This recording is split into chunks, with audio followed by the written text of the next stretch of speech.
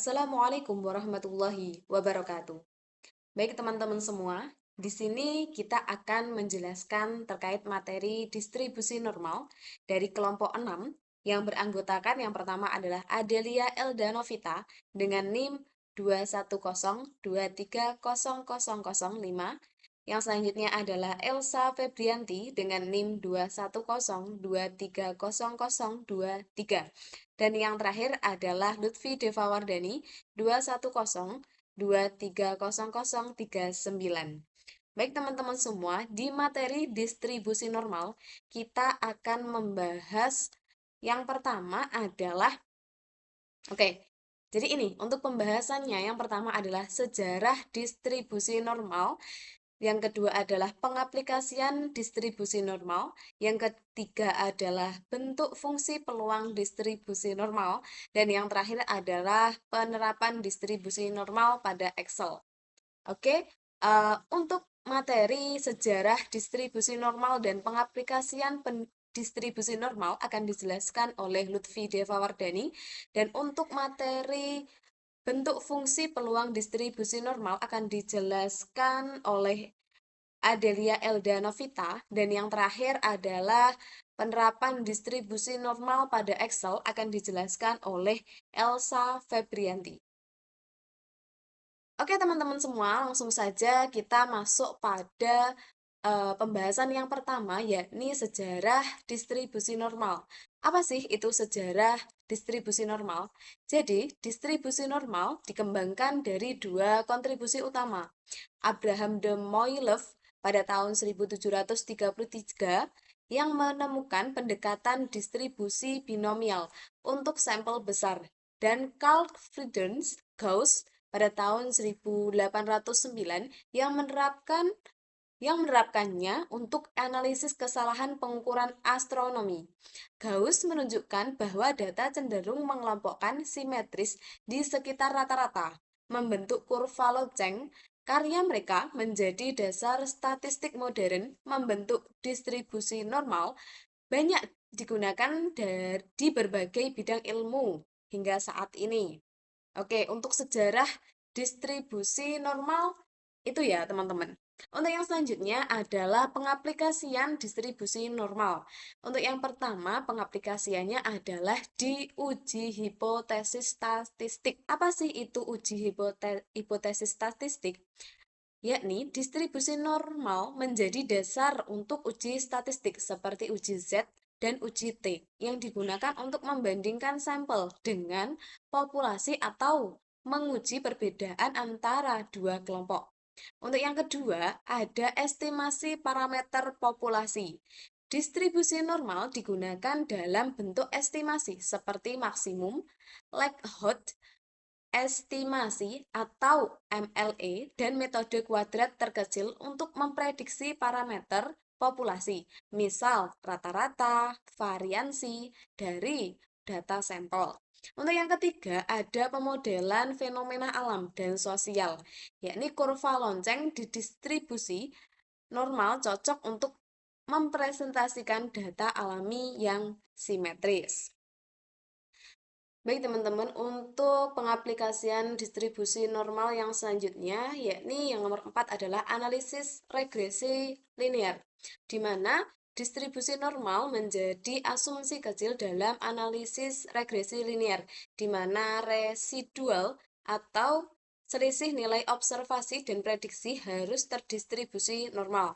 Yang kelima adalah perhitungan probabilitas kontinu. Distribusi normal memungkinkan perhitungan probabilitas kejadian dalam rentan tertentu menggunakan Z-score. Dan yang terakhir atau yang keenam adalah pengendalian kualitas, di mana dalam industri distribusi normal digunakan untuk menetapkan batas toleransi produk dan mengidentifikasi anomali produksi menggunakan diagram kontrol. Oke teman-teman, untuk pengaplikasian distribusi normal itu ada 6 tadi ya. Dan yang selanjutnya ada bentuk fungsi peluang distribusi normal yang nantinya akan dijelaskan oleh saudara atau sahabat teman, yakni Adelia Elda Novita. Selanjutnya yaitu tentang bentuk fungsi peluang distribusi normal. Distribusi normal merupakan distribusi yang simetris dan berbentuk genta atau lonceng. Sifat-sifat dari distribusi normal yang pertama, kurva berbentuk lonceng dan simetris terhadap garis tegak X sama dengan mu. Yang kedua, kurva selalu berada di atas sumbu negatif X atau Fx lebih dari 0. Ketiga, rataan, median, dan modus dari distribusi berhimpitan. Keempat, fungsi kepadatan peluang mencapai nilai maksimum di X sama dengan mu sebesar 1 per sigma akar 2M. Kelima, luas daerah di bawah kurva Fx dan di atas sumbu negatif X adalah 1, yaitu P dalam kurung negatif tak hingga kurang dari X kurang dari tak hingga sama dengan 1. Dan yang terakhir yaitu kurva distribusi normal secara asimtot mendekati sumbu negatif X pada ujung-ujungnya.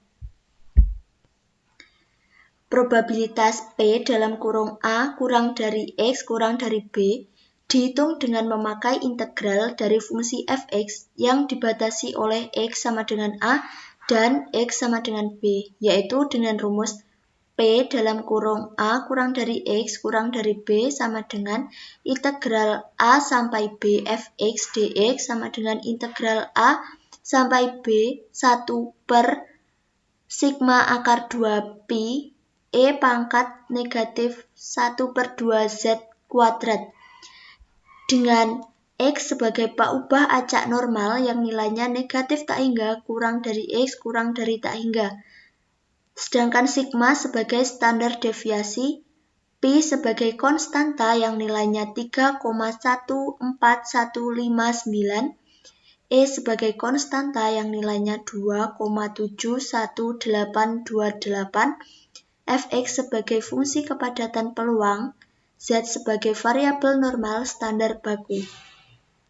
Akan tetapi, secara matematis, bentuk integral dari fungsi Fx tersebut sulit dipecahkan secara langsung dengan teknik integral. Oleh karena itu, penyelesaian dilakukan dengan memakai transformasi nilai-nilai X menjadi nilai-nilai baku Z, yaitu dirumuskan dengan Z sama dengan X dikurangi mu per sigma, dengan Z sebagai variabel normal standar baku, X sebagai nilai variabel acak, sigma sebagai simpangan baku standar deviasi, mu sebagai nilai rata-rata. Nah, dengan memakai fungsi distribusi kumulatif Fz, maka probabilitas P dalam kurung Z1 kurang dari Z besar kurang dari Z2 dihitung dengan memakai rumus berikut. P besar dalam kurung Z1 kurang dari Z besar kurang dari Z2 sama dengan P besar dalam kurung Z besar kurang dari Z2 dikurang P besar dalam kurung Z besar kurang dari Z1 sama dengan F besar dalam kurung Z2 dikurangi F besar dalam kurung Z1. Nah, untuk tabel distribusi normal bisa diklik pada bagian deskripsi, sudah tertera ya. Nah, selanjutnya kita masuk pada contoh soal.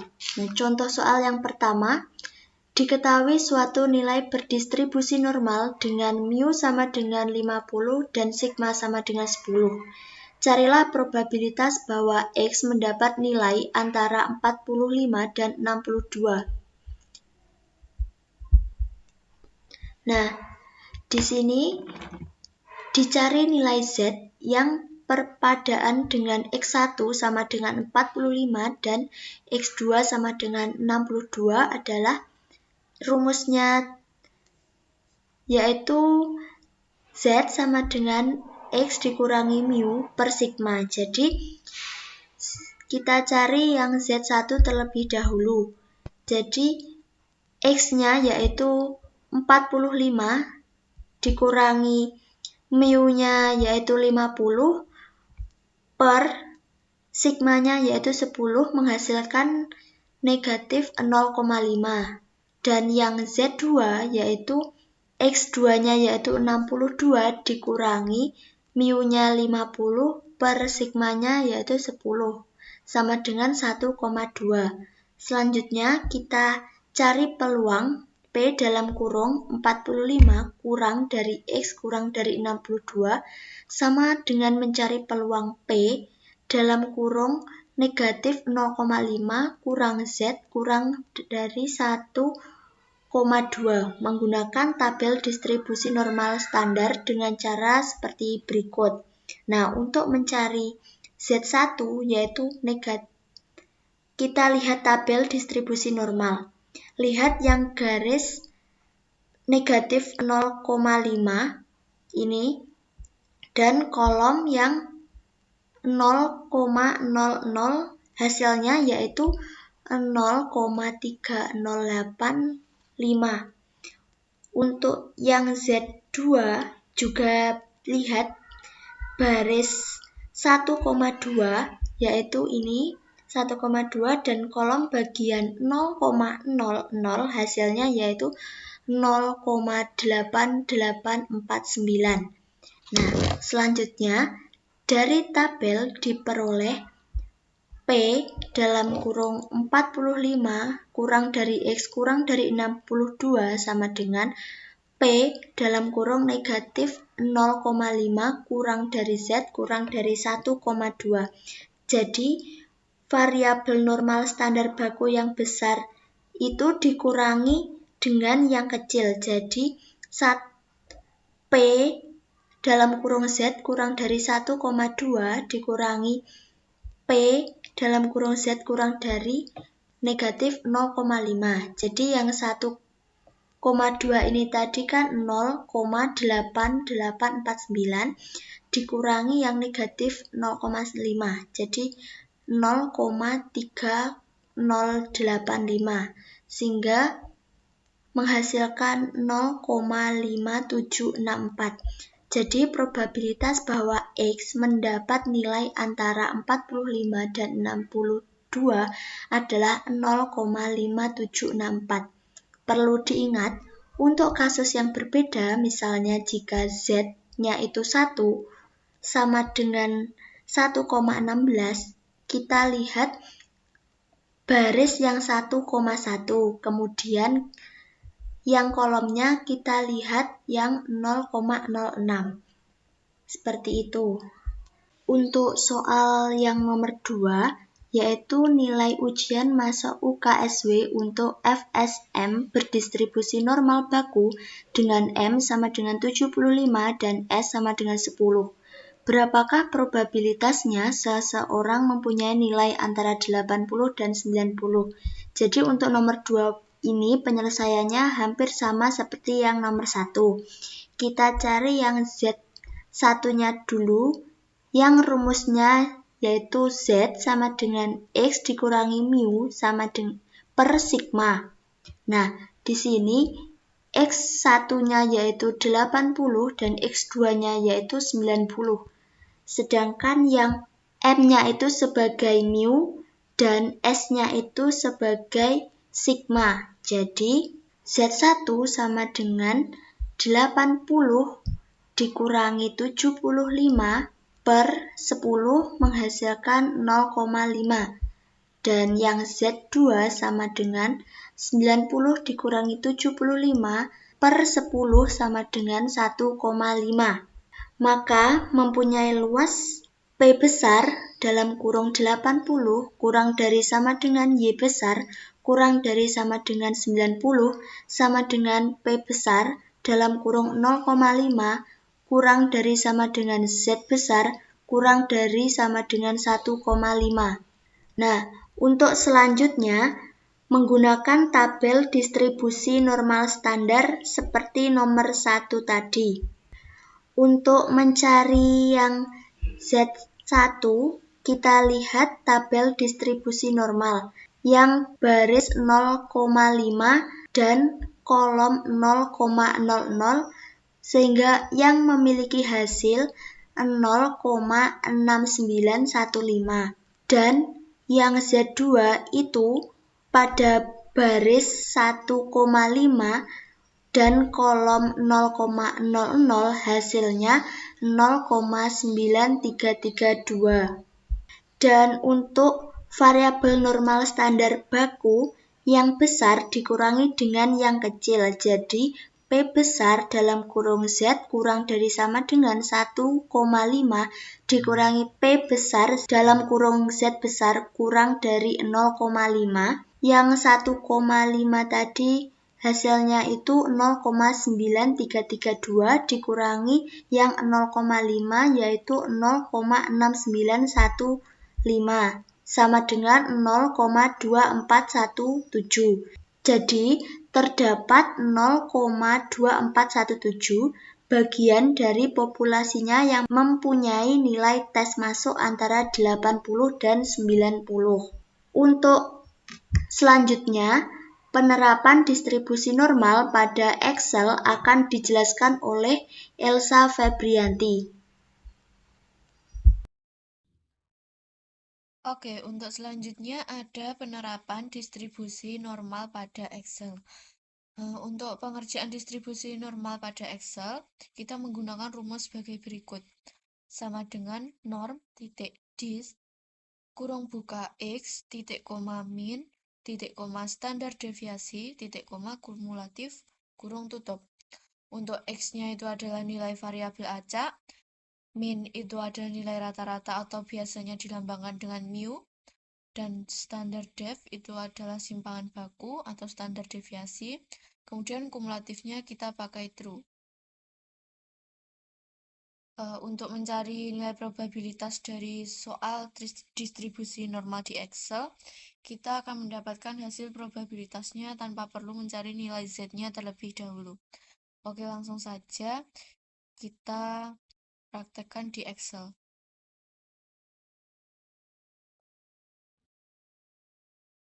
Untuk soal nomor 1, kita akan coba cek di aplikasi Excel.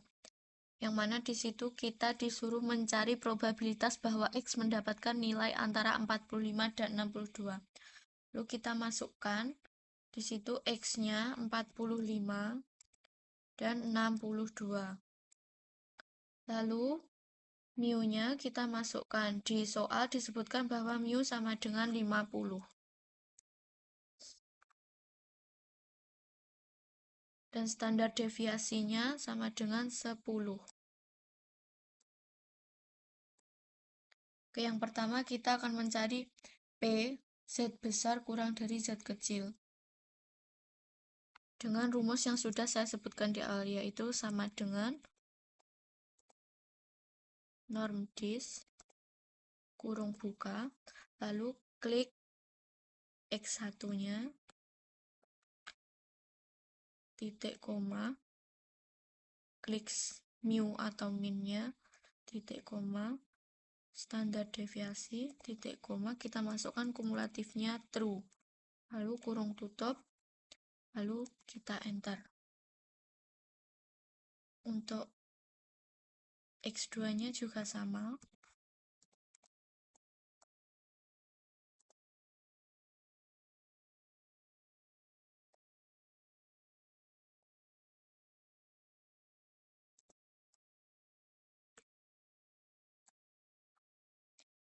Nah, untuk P dalam kurung Z1 kurang dari Z besar kurang dari Z2-nya, kita tinggal mengurangi saja. Kita kurangi PZ besar kurang dari Z2 dikurangi PZ besar kurang dari Z1. Dengan rumus sama dengan klik PZ kurang dari Z2-nya lalu dikurangi dengan PZ kurang dari Z1. Lalu enter. Oke, temu hasilnya 0,5763.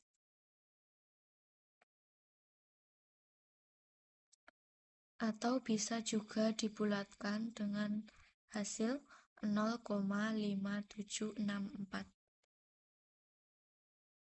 Untuk soal nomor 2 masih dengan cara yang sama, kita masukkan nilai X-nya.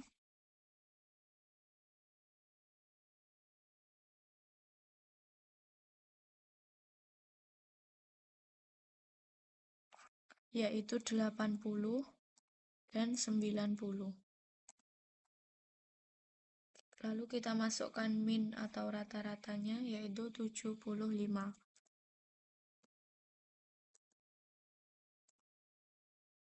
Standar deviasinya di soal kebetulan sama yaitu 10.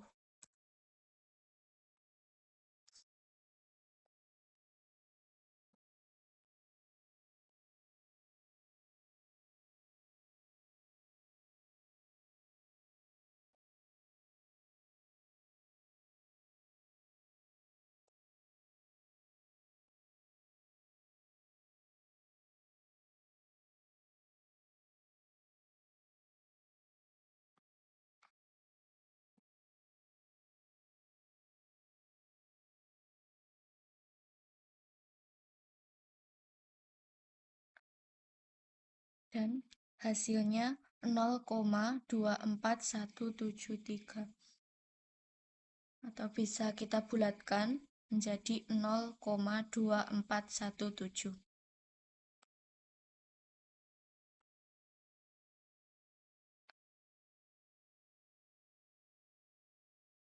Nah, untuk selanjutnya ada latihan soal ya teman-teman.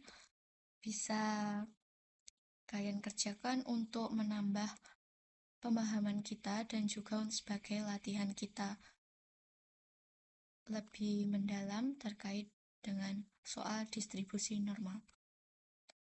Oke, sekian yang saya sampaikan. Saya kembalikan lagi ke Lutfi Deva.